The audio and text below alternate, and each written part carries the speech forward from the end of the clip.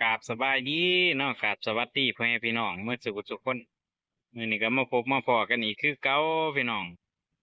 มาพอกันมื้อนี้บ่าวพรก็มาถ่ายบรรยากาศในบ่อกุ้งอีกคือเก่าพี่น้องมื้อนี้บ่าวพรจับกุ้งอีกแล้วบ่อสุดท้ายแล้วพี่น้องบ่อนี่